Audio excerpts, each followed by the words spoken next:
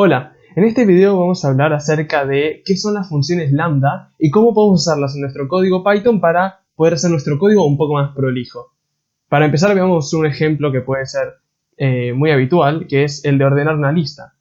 Si tuviéramos una lista, por ejemplo, con distintos países y la cantidad de habitantes que hay en cada uno de estos países, uno capaz quisiera poder ordenar esta lista dependiendo de cierto criterio. Para poder ordenar una lista, nosotros podemos usar el método sort y imprimir el resultado usando print. Como no se entiende mucho si lo imprimimos directamente, podríamos hacer un for que recorra cada uno de los países y los imprima por separado. Y en este caso podemos ver claramente que el método sort está ordenando la lista a partir del primer elemento. Ordena a partir del nombre del país de forma alfabética.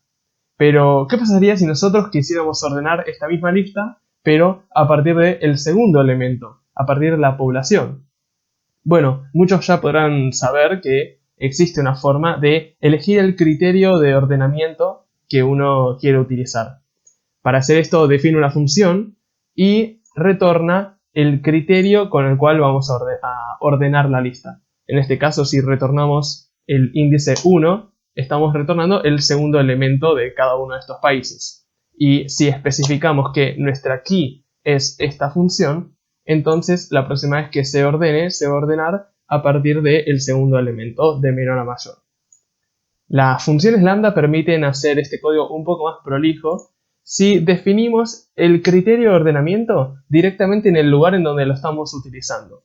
En lugar de escribir segundo elemento, podemos escribir el comando lambda y definir una función de una forma un poco especial que vamos a ver en unos minutos.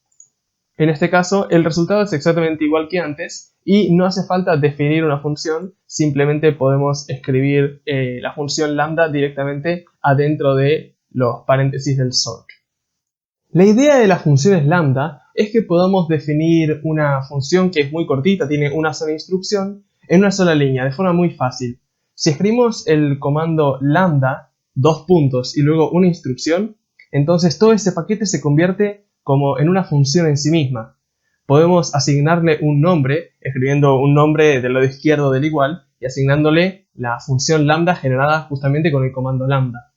En este caso, fíjense que si hacemos print hola, entonces cada vez que damos hola, paréntesis, se ejecuta la función y imprime lo que nosotros le dijimos.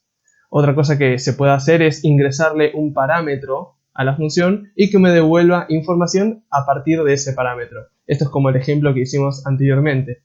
Si definimos la misma función que antes y le ponemos el nombre segundo elemento, entonces podemos ver que el valor de x va a ser lo que nosotros indiquemos entre los paréntesis de segundo elemento. Y para cada uno de los ejemplos que nosotros utilicemos, va a retornar lo que indiquemos. En este caso es x corchetes 1, es decir, el segundo elemento de cada una de estas listas. Otras cosas que se pueden hacer con las funciones lambda es, por ejemplo, indicar más de un parámetro. Si queremos indicar más de un parámetro, podemos separarlos con coma. Y a diferencia de cuando definimos una función usando def, en este caso no vamos a utilizar paréntesis. Después de la palabra lambda simplemente escribimos el nombre de los parámetros separados con coma y luego de los dos puntos escribimos en la misma línea lo que nosotros queremos que retorne esta función lambda. Por ejemplo, podríamos definir una función que se llame suma y realice la suma de dos elementos y simplemente lo definimos de esta manera. También podemos devolver más de un elemento si lo hacemos utilizando una tupla. Esto es bastante parecido a lo que hacíamos cuando devolvíamos más de un elemento usando el comando def. La idea es que si yo escribo los valores a devolver entre paréntesis, entonces se devolverán estos en el orden que yo indique. Más allá de lo que venimos haciendo, también se puede incorporar un poco de lógica más avanzada. Aunque esto puede ser un poco incómodo, ya que terminan habiendo líneas de código excesivamente largas. Pero de todas formas puede llegar a ser útil. Si escribimos if y else, entonces podemos crear cierta lógica condicional adentro de nuestra función lambda. En este caso podemos ver que la función aprobado determina si la nota es mayor o igual a 4 y devuelve aprobado o desaprobado en formato de string. Podemos ver que otra aplicación que hace que las funciones lambda sean bastante útiles es cuando nosotros queremos, por ejemplo, crear una nueva función a partir de otra. Si tenemos alguna función que calcula, por ejemplo, el cuadrado de x y el cuadrado de y la suma, ¿no? Estoy inventando algún ejemplo. Entonces yo podría definir una función que reciba un solo parámetro y el otro sea una constante, por ejemplo 0. Es decir, que creo una nueva función que solamente reciba el valor de x y que asuma que el valor de y es igual a 0. Esto es una forma de resolver este problema, aunque quizá no siempre la mejor. Volviendo al ejemplo anterior, podríamos ver que muchas veces uno, en lugar de tener una lista de listas, podría llegar a tener, por ejemplo, un diccionario con los mismos elementos. Esto quizá es un caso incluso más común. El problema es que los diccionarios, como podrán saber, no tienen un orden definido. Por lo tanto, si yo quisiera ordenar un diccionario, de alguna forma tendría que convertirlo a una lista.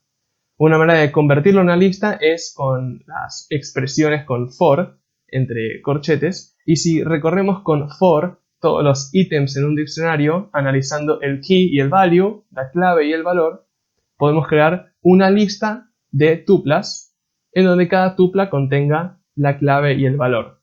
Esta es una forma de definir fácilmente una lista a partir de los elementos que hay en un diccionario.